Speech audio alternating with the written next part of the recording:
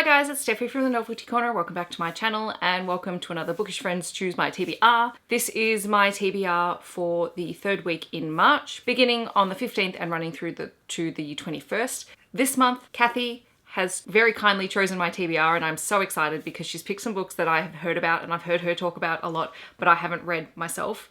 And this is going to give me the push to read them this week and I'm really looking forward to it. I'll leave a link to Kathy's channel down below so you can check it out. I highly recommend you follow her because she has great recommendations and she does weekly and monthly wrap-ups and I just love hearing her talk about the things that she has been reading and watching. So definitely check her out. She has chosen 4 books for me to read. I know a little bit about them. I don't know a lot, so I'm just going to be really brief about them and you'll hear about them in my wrap-up in a week's time. The first book that she has picked for me is actually going to be a reread for me, but I haven't read this book in a few years and it is Words in Deep Blue by Kath Crowley. I do actually own it. I forgot to grab it off the shelf and now the shelf is behind the lights, so I'm sorry, I forgot to pull it down.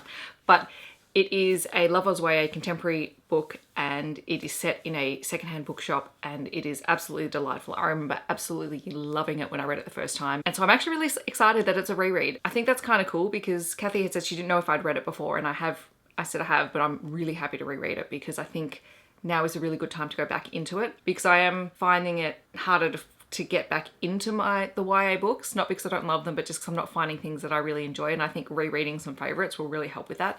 So I can't wait to reread that. It was basically a love letter to books and it was gorgeous. So I'm so excited. The second book she has picked is Slade by Brittany Morris. And what I know about this is it is a young adult contemporary book.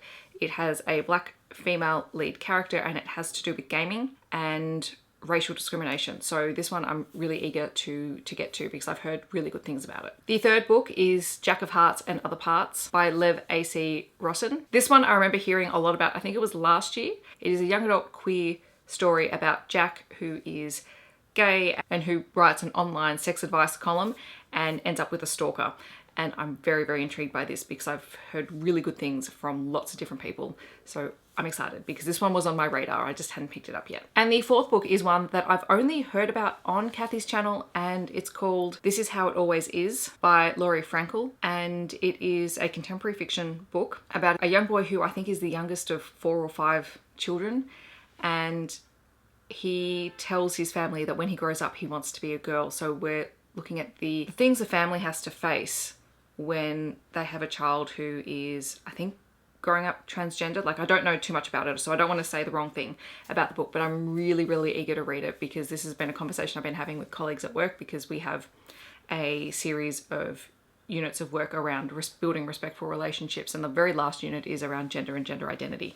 And at the moment it's something that's still quite sensitive and people are afraid to talk about and teach with the kids, and it's something I'm quite passionate about and I want to know that I want to know about all of the books and all of the literature that's out there that can support people and can help people to understand the things that come into play when there are people going through these transitions and how it affects family and how it affects friends and people around you. So I love getting recommendations for these books because I think it's really important to be able to have things that people can go to and recommend. So I'm really looking forward to all of the books on this TBR because I trust Kathy's judgment implicitly.